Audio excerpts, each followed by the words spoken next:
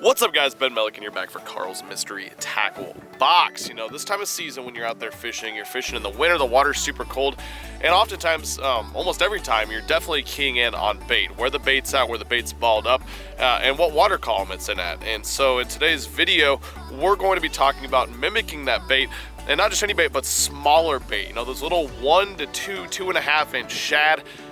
That's generally what those bass are eating. That's what's dying off because the water's getting nice and cold. So let's get into that. I got two different types of baits that I like to throw for those different types of small forage. So let's dive into it.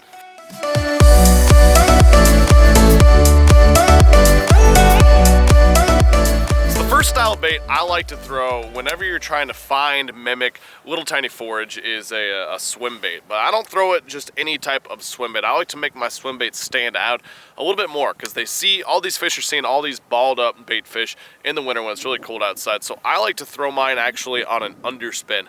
That little blade down there is going to set that guy apart. It's going to add a little bit more vibration, a little bit more flash, and oftentimes that's what you need whenever you're fishing for those bass that are falling as giant heaping schools of bait fish.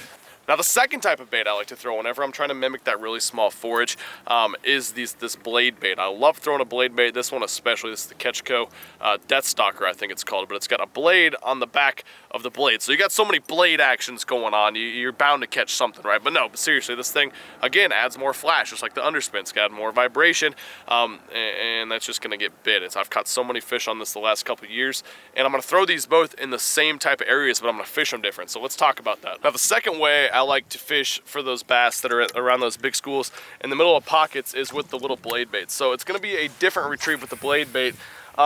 And this is really looking for those fish that are down below. A lot of times the fish will sit down underneath the school of shad. This time of year, when it's really cold, the shad don't survive very well. A lot of them die off.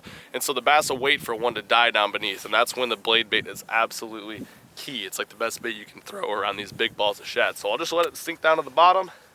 Let your line kind of blow out so you know it's down there, you know. And you're just gonna give it about a 1 foot twitch, reel up your slack. 1 foot twitch, and that 1 foot twitch with your rod, you're not thinking it's doing much, but that blade bait will shoot off to the side, it'll shoot straight up, it'll go forward, backward, whatever. Looks just like a dying shad, and that's seriously, it's so effective this time of year.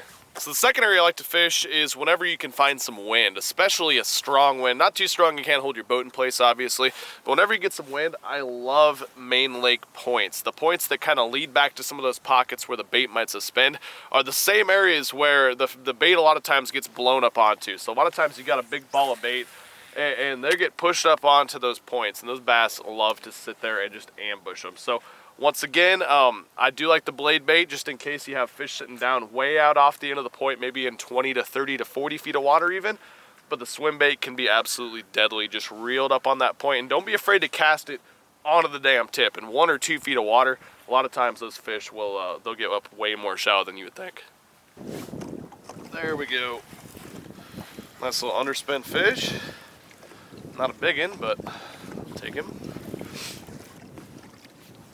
All right, there you have it, underspin right in the roof of the mouth on this nice point.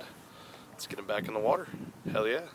That's all I got for you guys today. You know, don't be afraid to get out, try some new different types of baits, that little swim bait on the underspin, or this blade bait whenever you find those big balls of shad. Whatever type of forage is in your lake, these two baits work extremely well whenever, all winter long. But yeah, thanks so much for watching this video. Don't forget to go subscribe. Catch you very soon. I'm out of here.